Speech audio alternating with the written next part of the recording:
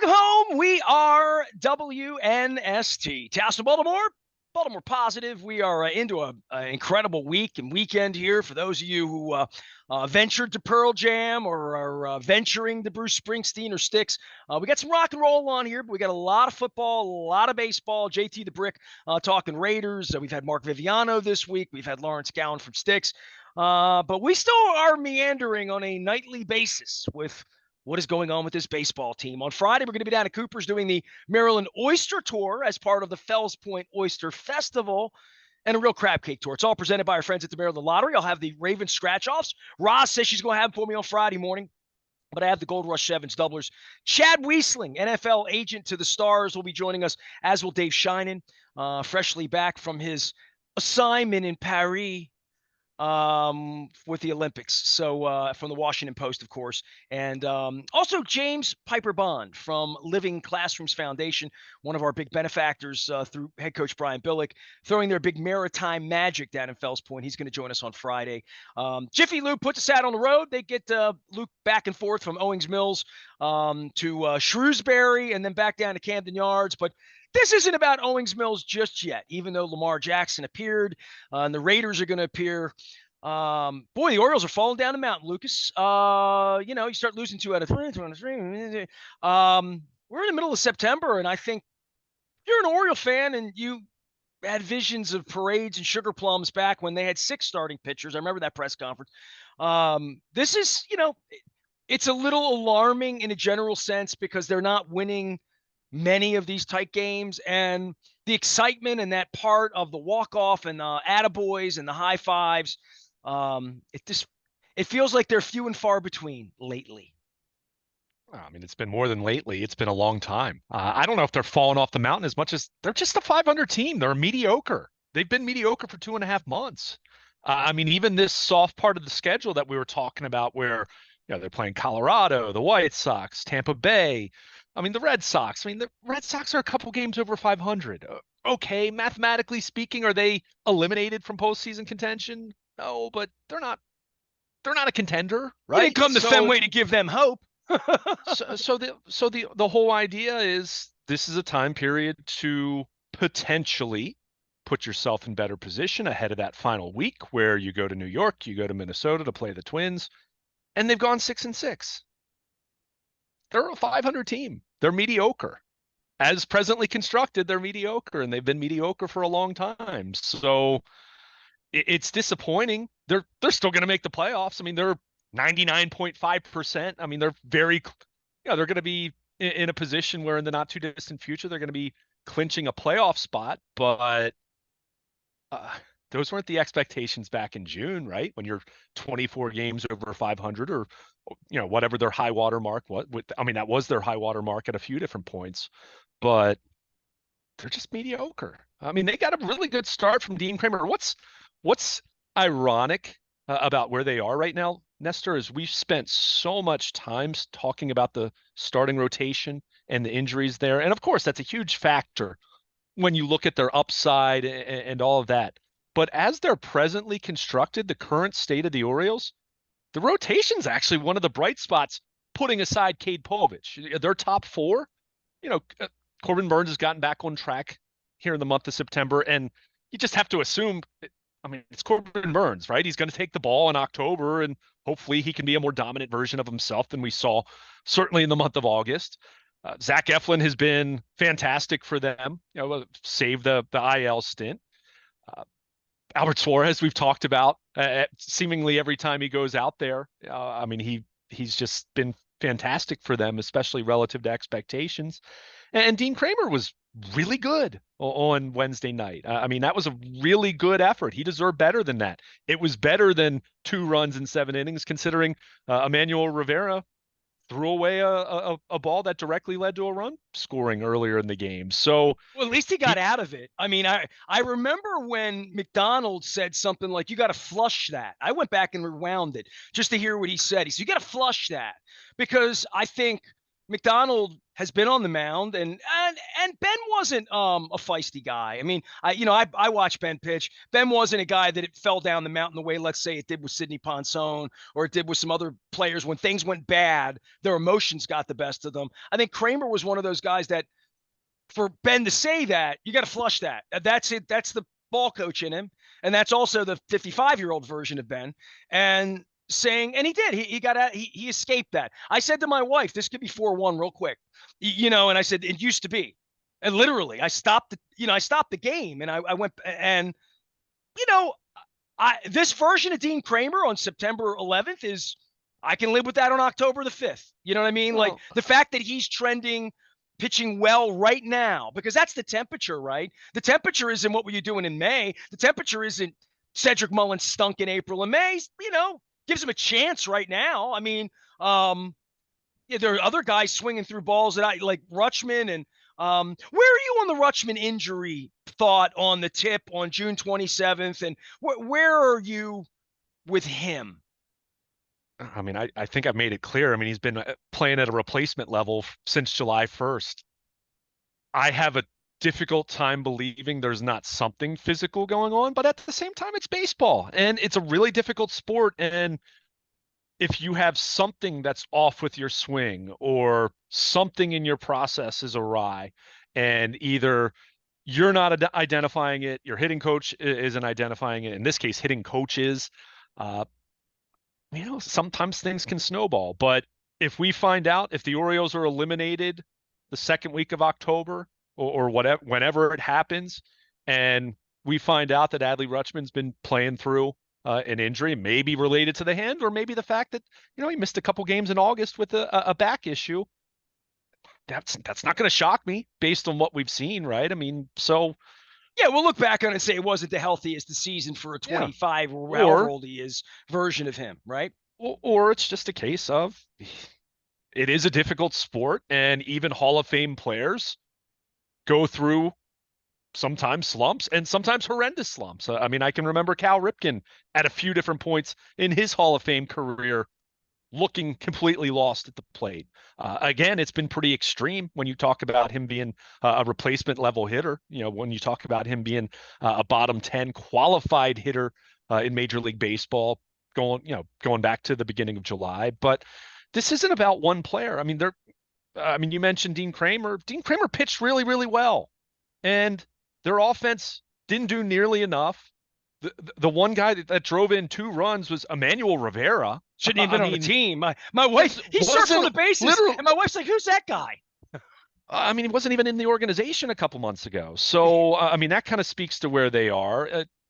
Someone like, God bless Ryan O'Hearn. He's been a great story the last 2 years, but even the other end of that error that Rivera completed, I mean, Ryan O'Hearn's got to scoop some balls at first base too. I mean, yes, the error is charged to the infielder there, to the third baseman on his throw, but first baseman's got to save you some errors too. And he's playing too much. He's playing first base more than he's accustomed to because Ryan Mountcastle's out. So, I think we've focused so much on the pitching injuries because that's what smacked you in the face in terms of what's so obvious and evident. But their position player injuries have added up too from a depth standpoint. And Ryan Mountcastle wasn't having a great year, but he gives you better defensive play at first base than Ryan O'Hearn.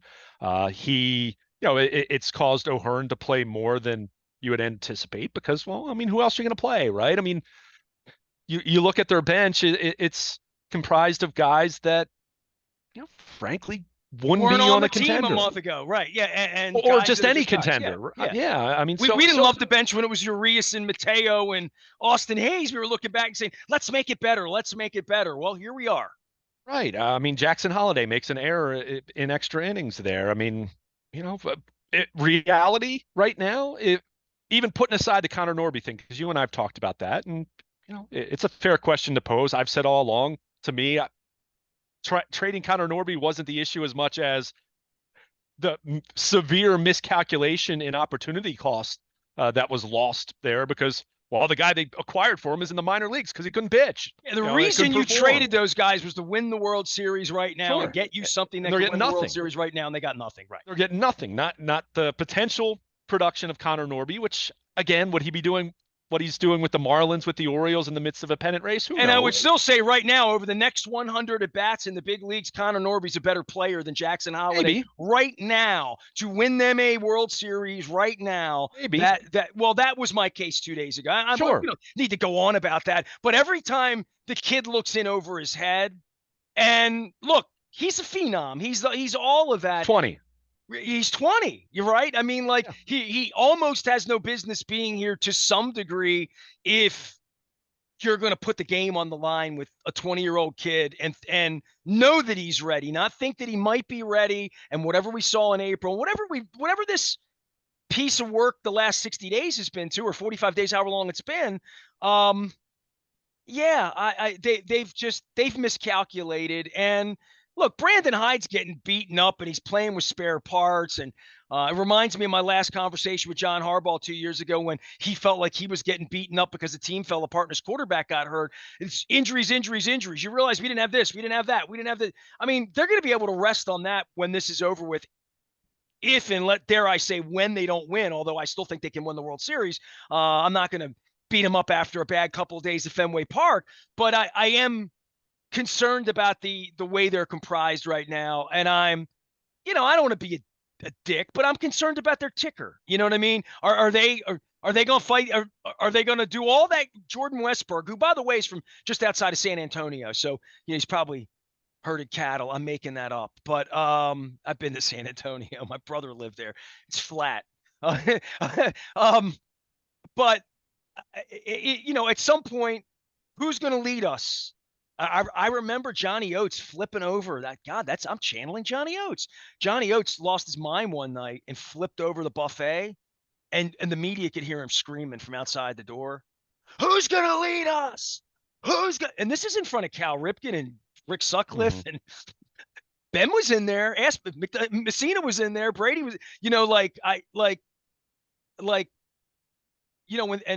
don't think Johnny ever managed a good team here. A team that where it was this time of the year and it mattered. It might have been 95 when that happened, 94 when that happened. I'm not sure. Either way, so I'm channeling 30 years ago. But who's going to lead us?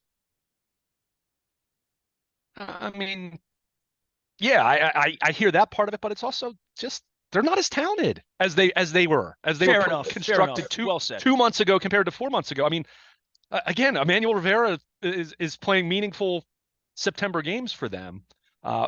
Look, we've talked about Rutschman. I just mentioned Ryan O'Hearn. Gunnar Henderson had a underwhelming August for his incredibly high standards. He's been great in September. Now he's 1 for 5 on Wednesday night. I mean, anyone's going to have a bad game, right? But Henderson, Mullins since July has been much better. But again, he's a platoon player now. I mean, he doesn't even start against lefties. They pinch hit for him against lefties. And that's the right call when you look at his numbers against lefties. But when you're talking about guys that are either platoon types, Ryan O'Hearn's another example of this, or guys that are playing because 2 other players have gotten injured. I mean, Jackson Holliday, he's had his moments since he's been back in late July. He certainly overall has been much better than what we saw for those 10 games in April. I mean, he's not striking out in 2/3 of his at-bats like he was then.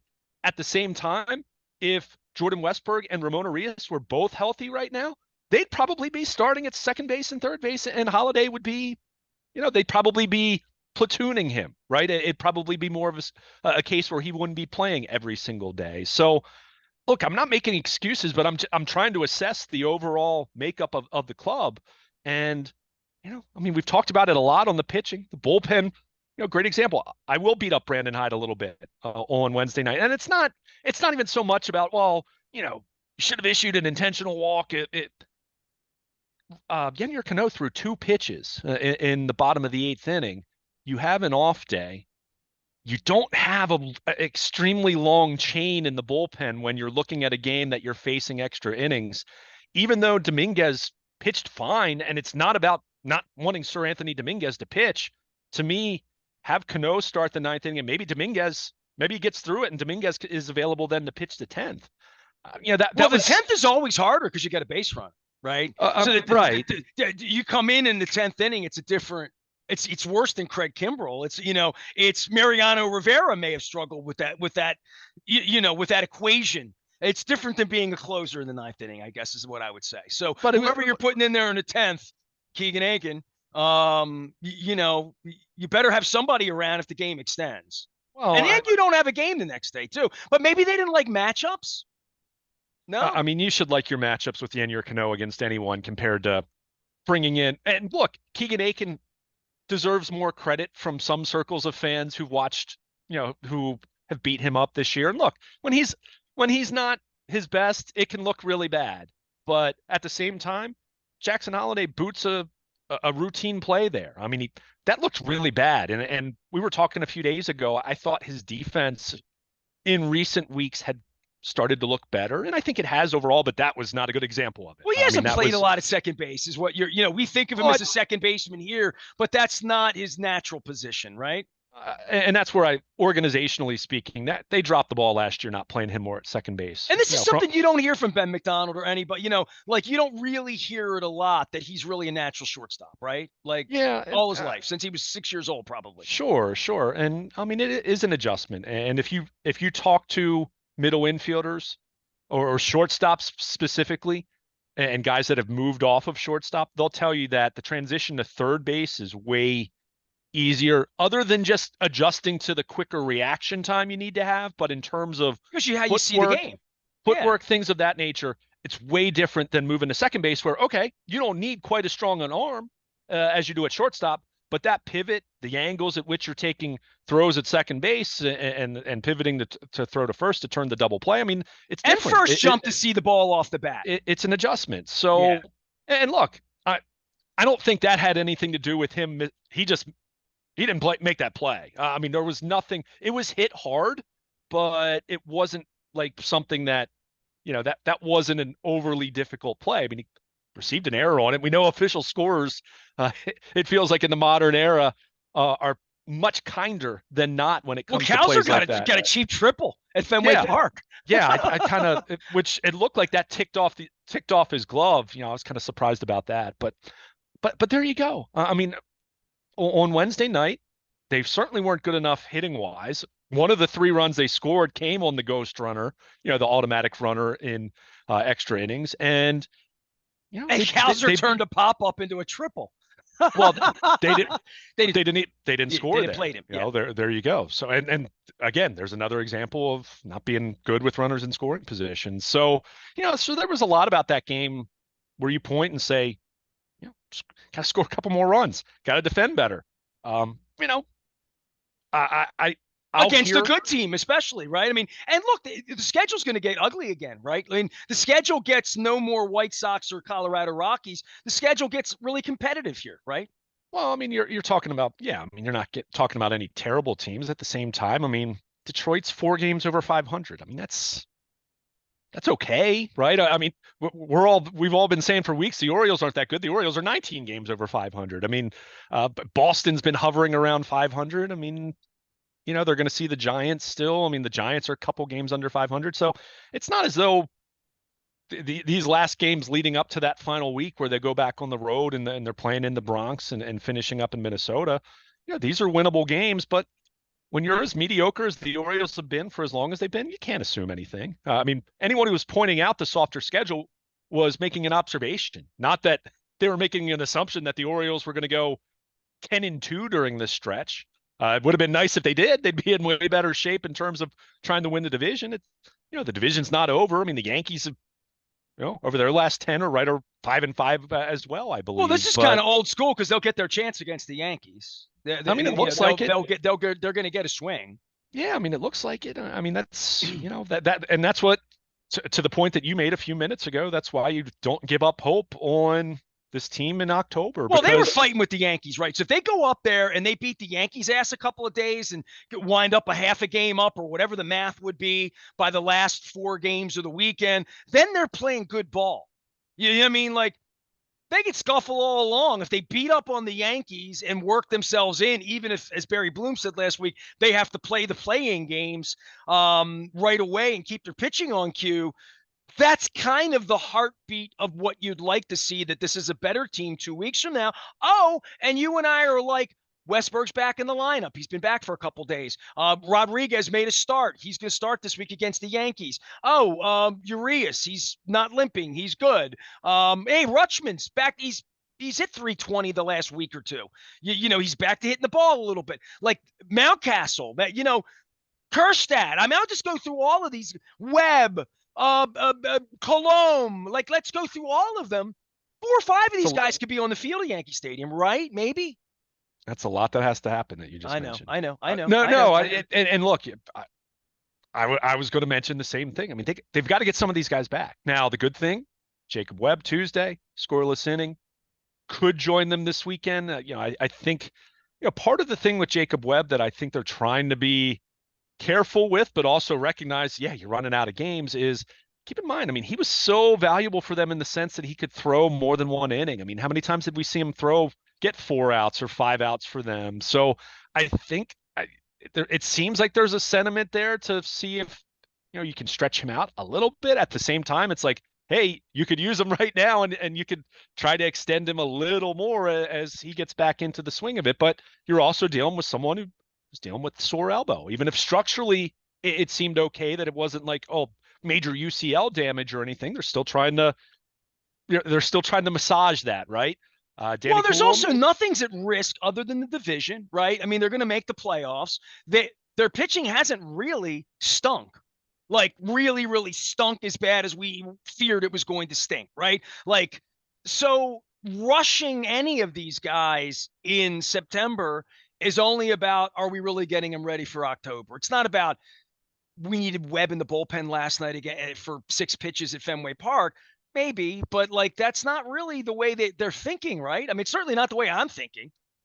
Well, I mean, I look, if he were fully ready and if the scouting report looked good, the narrative looked good, the shape of his pitches, all of that looked good. I mean, I think, he'd be activated this weekend. And look, maybe he will be. I'm not saying he won't be, but, it sounds like they're still trying to ponder whether to give him another outing. And, it was about a week ago, I was starting to wonder, because they had given him a couple extra days, was he feeling, was he bouncing back physically, all of that. So, we'll see. His last outing seemed to go well, statistically. I wasn't there to see it. Danny Coulomb, made a rehab appearance for Norfolk on Wednesday afternoon. That seemed to go well. So I would think he's going to have to get a couple more of those. I mean, he hasn't pitched since June, so, but they need those guys because, again, the way that Brandon Hyde managed his bullpen on Wednesday night, and me, I'm not big on the, you should have brought in this guy, or, you should have pitched this guy. And, understanding that he basically has 2, maybe 3 guys in that bullpen that he trusts right now. I mean, really trust, guys like Bowman and, Bert Smith 3 weeks ago, and they've had some guys who had some moments, but for the most part, Dominguez, Cano, and Perez, it seems like he trusts Perez more than I do. I think is the way that I would put it, probably. Because he can be a little hit or miss with his command. But, if you get Danny Coulomb back into that picture, if you get Jacob Webb back into that picture, now you're starting to talk about, I'm not sure it's the robust 4 or 5 guys in the way that I've had that vision for their bullpen, in terms of 4 or 5 guys being shut down, because I don't know how you're going to be able to judge if Danny Coulomb is going to come back and be shut down, and same thing with Jacob Webb. But it's the best you've got at this point, and I have 0 expectations for Craig Kimbrell at this point. Again, the clock is running. It felt like he was turning the corner a little bit, and then his last couple times out, so that's still, I still have some hope for him, but Kimbrell, I mean, again, to me, I think he's more likely to be DFA'd or left off the postseason roster entirely than to have any shot at this point. Because I just think he's running out of games, and these aren't, to the point that you just made. Yes, they're 8 up as far as a playoff positioning goes. Holding on to a wild card, but it's not like these games are throwaway where they. Yeah, but when you're losing 8-3 and you bring Kimbrell in, he gives up a couple of runs. It does nothing. think you want to bring him in when the game's 3-2. Right, exactly. I mean, if he were striking out the side and tossing scoreless innings when it's 8-3, then you say, okay, well, I'll bring you in then when we're down 2 and we still have a chance to win. And if you do that, maybe I'll bring you in the 7th inning of a tie game. And if you handle that, okay, maybe we'll talk about the 8th inning. I don't think you're going to get your closers rolled back because Dominguez has been that good in that role, but that would be the progression for him to have a pathway to any kind of meaningful spot in a postseason bullpen. We've talked about it. What's problematic about Craig Kimbrell in his current role, and people say, well, he's the last man in the bullpen. Agreed. But typically when you're talking about a roster that's constructed in an ideal form, even if that last guy in the bullpen isn't someone that you're trusting in high or even medium leverage, they're usually someone then that will give you multiple innings, like Cole Irvin, for example. Craig Kimbrell can't do that. So he's just there. He's looks like Craig Kimbrell in the sense of physical appearance and the way that he takes his set and pitches, but the results just aren't there. So again, I'm not even talking about him at this point. I honestly, the next time we might talk about, and I'm sure we'll bring it up just because it's a frustrating, it's a point of frustration because of how much money he's making and what they signed him to be, but he's not relevant to the discussion at this point. I mean, he just isn't, because I just don't see a path that in 2 weeks of time, he's going to do anything that's going to change your mind to say, oh yeah, I can trust him to bring him in the 7th inning of a close game. I mean, let alone talking about being the closer again. So again, it's the focus is on Coulomb and on Jacob Webb and seeing where they are physically and when they come back, if they're going to be effective. So that's where you looked at Wednesday night, just to bring it full circle, where I do look at Brandon Hyde there and say, why were you so quick to not bring Cano back to at least start the 9th? Because understanding it was looking like it could be an extra inning kind of game, then maybe Dominguez pitches the 10th, and maybe. Well, that was my point. If you're going to begin in the 10th inning, you begin the inning in trouble. You begin the inning with a double, the Rob Manfred double, the Manfred man. That's a Springsteen reference, so I just want to throw that in for you. Blinded by the light of the bullpen. Let me just say this: you have these visions of sugar plums of 4 shutdown relief pitchers, and I laugh because I always think of the Royals from 10 years ago, or teams or Yankees when they had Nelson and Stanton, and these really amazing things that we've talked about lately. I don't. That's not coming through the door. Well, then they're not winning a World Series then. Well, you know what we need to talk about? Well, here's what we need to talk about. When that doesn't work, you can't have Holiday throwing the ball into, Cambridge, and you have to hold runners on when you have them late in the game. And more than that, somebody's got to be a hero. Sure. Somebody's got to draw a walk in the 8th inning after your middle guy pisses away a 4-2 lead with a home run, and now it's 4-4, 5-4 in the 7th or 8th inning, and the shadows are falling, and it's 5-12, and whatever. Ryan Mountcastle did a three-run home run there. You know what I mean? Ryan O'Hearn needs to be a hero. Needs to be a first-round draft pick. So does Colton K. They're all first-round draft picks. Somebody needs to step up and beat Delman Young, be Roberto Alomar, beat Tito Landrum, win the game with the bat, be Rick Dempsey. And how to say that? Still a hero, Dipper. 41 years later, you're still a hero. But 41 years later, I'm talking about Rick Dempsey, who maybe was a 234 career hitter, but shine when he needed to shine. And that's what the postseason's about. It's about Jim Leyritz. It's about when something bad happens because your bullpen's not good enough. But kicking the ball around is something we did not talk about with this franchise for about 2 calendar years. It's something we're talking about a lot since the All-Star break, really a lot since June. I mean, Henderson stinks defensively. Look at the numbers. I mean, he just range, this, that, speed. By the way, the way the game is played is amazing. And Ben McDonald points out things like when a shortstop holds young Jackson Holiday's hand down on the bag like he's got the ball and he doesn't, or when Gunnar Henderson takes a long turn at first base and dekes a throw from the strongest right field arm they've had since Dewey Evans and winds up at second base laughing at them. There really is some smart baseball that these guys, because they're gamer guys and they're one-ones and they're all golden children, I expect them to play the game well, and they did at spring training. They did in April and May. I don't know what we've seen lately, but this is a combination of all of this. I mean, I know you want they have 4 major league pitchers that they're going to be able to pull out of the bullpen. They And do. okay, but they're going to be in And October. They're major league pitchers. let me. I'm not saying that that they're 4 closers. You know, I'm not saying that you have 4 Mariano Riveras. My point is you have to look at My point is they're going to poop the bed, and you better hit the ball in the 8th and 9th inning once they do. I'm assuming. I'm giving you the assumption that on the mean, the last 4 innings of every playoff game, they're going to give up a run or 2 or 3. You're going to have to score 2 or 3 or 4. Then they're going to be eliminated. I mean, you're not going to win. You're going to have to hit good pitching. Agreed, but if you're going to, you're the one that keeps saying that they can still win a World Series. Their bullpen has to perform if they're going to win a World Series. I mean, if it's literally 2 guys and everyone else giving up runs, they're going to lose. Like they'll be done quickly. So, I mean, look, we're splitting hairs here. The overall prevailing point here is not that complicated. They need to play better, and they need to get guys back. I'm dead serious. I mean, it's not more complicated. They are than what that. they are. You look at the team right now; they're 500 team. One thing I will say to you about Gunnar Henderson, because I looked at this, he has a almost identical number of errors as Cal Ripken had in his age 23 season.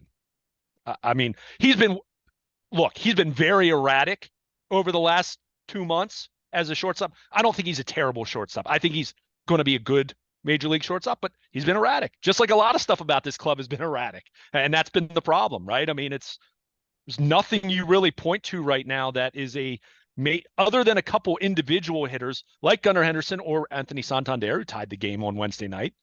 First time I think we've mentioned him in this conversation.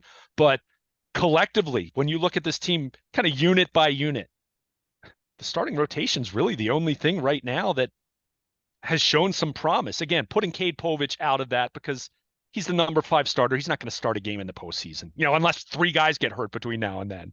But beyond the rotation, I mean, you've got 2 guys in the bullpen you really truly trust right now, maybe 2.5, and your defense hasn't been good, and their offense since the beginning of August specifically has really scuffled. And don't get me wrong, I wouldn't bet on them right now, but I wouldn't bet against them. I understand. but I guess my point is, if you're saying they can still win a World Series, the bullpen is going to have to be a part of that, and that's my point. And that's why I say when Danny Coulombe and Jacob Webb come back, if they look like Danny Coulombe and Jacob Webb at their best, then that's a much better looking bullpen. And let me be clear, it doesn't have to be the best bullpen in baseball in October. It doesn't have to be the very best bullpen in the playoff field in October, but it's got to be deeper than what it is right now. And that's why I kind of looked at Wednesday night as being odd when Cano comes in, gets the final out of the 8th inning, throws 2 pitches, and you say, okay, he's going to start the 9th at least. And instead you bring in Dominguez. It's, in a tie game. And you're like, why'd you burn him? Right. It was kind of peculiar. Right. Yeah, sure. And I'm not saying even that Cano had to finish the 9th inning then. If he runs into giving up a base runner or some deep counts, then maybe you go to Dominguez with 2 outs in the 9th, and then he pitches the 10th, right? I mean, you have to extend the chain a little bit there, especially with the off day. So I thought that was odd at best, so I'll hear criticism about that. But as it pertained to the bottom of the 10th, and could they have walked O'Neill and loaded the bases? Look, I think it's tricky when you're talking about loading the bases in a walk-off situation. And again, it comes back to you need your major league second baseman. And look, Jackson Holliday is going to be a good player, but you need a major league second baseman to make that play. If not, you're probably going to lose because of what you said. You start the inning with a guy in scoring position, and it should have been runner at third with 2 outs. And then that error turns it into runners at the corners with 1 out. And you're in a not so favorable matchup then in terms of pitcher who, look, God bless Keegan Aiken, but again, he's not the guy you want in that situation. He's the guy that you want maybe pitching the 6th inning of a game like that. But it's where they are right now. So they have to be better. They have to be more, certainly more fine-tuned when it comes to the details and not giving the opposition extra outs. And that's where you have to help your bullpen out, right? I mean, you've got to help someone out like Keegan Aiken, not make it harder for him. I mean, my goodness, It's Keegan Aiken. It's not Danny Coulomb. No, and Keegan Aiken's had a better year than a lot of people will give him credit for, but he's not the guy you want out there if you're going to be kicking the ball around. You don't have many pitchers on your staff that are going to be able to You can't give extra overcome outs that. period after the sixth inning. I hear. And it's going to happen every once in a while, but yeah, I mean they have to be better across the board, and they need to get healthy.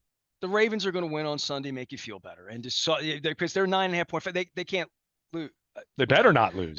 We're going to get to that. Luke Jones will be covering all things football. He's been out with John Harbaugh and Lamar Jackson. If you have not read my Declaration of Independence or my letter to Eric DaCosta, I'm getting a lot of feedback on that, especially on the eve of Pearl Jam. Feel free to do that. Everything's up at Baltimore Positive. Friday, I'm going to be at Cooper's in Fells Point for the Fells Point Oyster Festival. It's all brought to you by the Maryland Lottery. I got to give a shout out to our friends at Liberty Pure Solutions. 800 Clean Water is the way to find them. They give me a little bottle on the set. They keep my water clean. I have well water. If you have well water, you need specialists. You need to know what you're doing. It's nothing more important than the water going in your body, the water you're drinking, the water even that I make in my coffee every day and rinse my vegetables. Liberty Pure Solutions, make sure that happens. They also do great plumbers too. I had a little plumbing issue, came out here, took care of that for us as well. Find them. Our friends at Jiffy Lube are powering all sorts of things up. Wise Markets, Royal Farms, all of our sponsors making this thing happen as we get into September. We're going to start having chats with Coppin State President Dr. Anthony Jenkins as part of our Coppin State flagship deal that we've had here for about a dozen years now. We've been the flagship for Coppin State and the Mighty Eagles. So not the Orioles, not the Ravens, but I can say we're the flagship of the birds, the other birds, the Eagles of Coppin State. So that's all going on as well. The Oyster Tour in play. I was down in Annapolis the other night. Shout out to Ray Bachman, our former executive producer here at WNST, who was doing the trivia down at Mike's. I had a great crab cake combination down there. But in Annapolis, I went to this place called a Federal House. Like one of the coolest oyster I ever had in my life. A crab ceviche, blue crab, crab claw. It was unbelievable. So check all that out. Maryland Oyster Tour brought to you by our friends at Liberty Pure Solutions. Luke and I are going to talk some football. We're going to come back, talk some more baseball. I've had Styx on the program this week. Nils Lofgren from the E Street Band as music settles in. And my gosh, Mark Viviano and Rasig have been here this week. We've had crab cakes. We've had oysters. It is September.